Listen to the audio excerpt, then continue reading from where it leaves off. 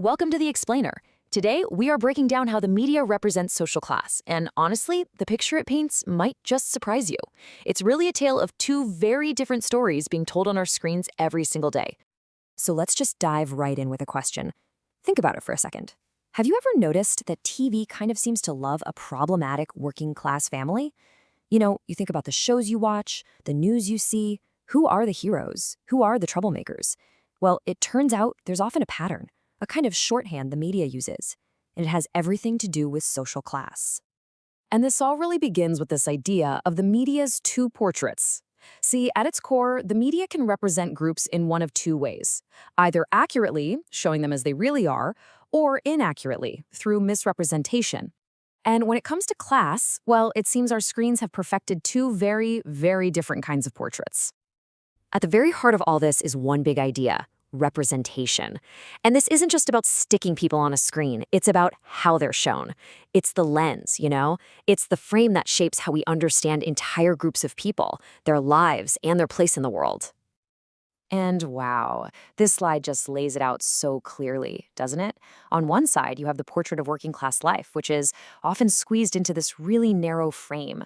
It's all about hardship, struggle, maybe some bad behavior. But then you look at the other side, for the middle and upper classes, and the canvas is just huge. It covers everything from professional success to travel to art and culture. It is a massive contrast in the range of human experience that actually gets shown.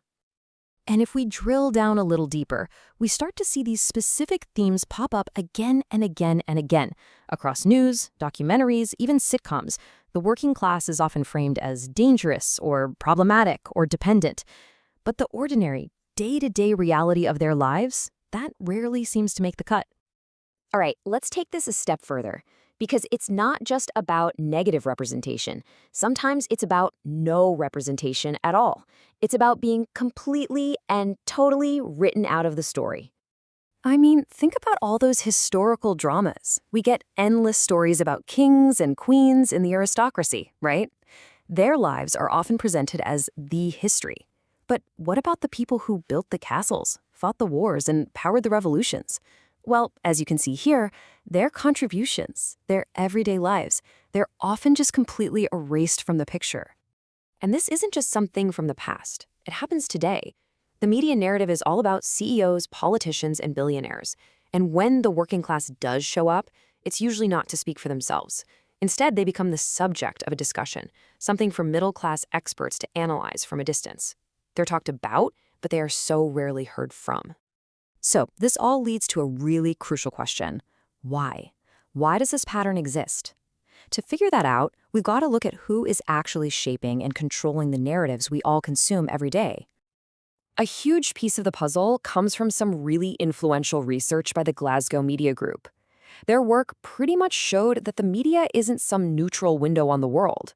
As this quote here highlights, it's systematically biased towards powerful groups. And what that means is that the views of less powerful groups, they just get ignored or pushed to the sidelines. So why does this bias even exist? Well, it isn't some secret conspiracy. It's more a result of how the whole system works. As you can see here, it kind of boils down to three main things. First, the profit motive. Second, the simple fact that the people at the top of media often share very similar backgrounds. And third, powerful groups just have way more access and control over how their story gets told.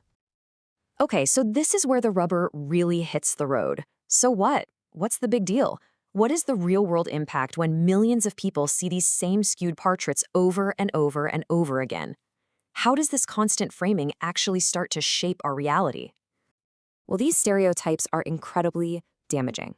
What they do is create this caricature that suggests working class people are, simply incapable of speaking for themselves, or having complex thoughts, or contributing in a meaningful way to the public conversation.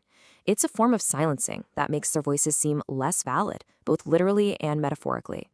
And all of this leads to a powerful double standard, which is really the crucial point here.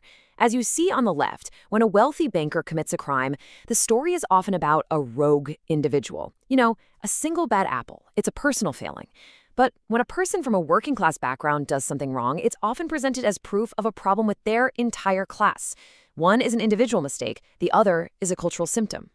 So this is the framework the media often uses, whether they mean to or not. And it has a huge impact on how we see our neighbors, our colleagues, and our society. The next time you turn on the TV or scroll through the news, just pay attention to the portraits being painted, because once you start to see the frame, it becomes very, very difficult to unsee it.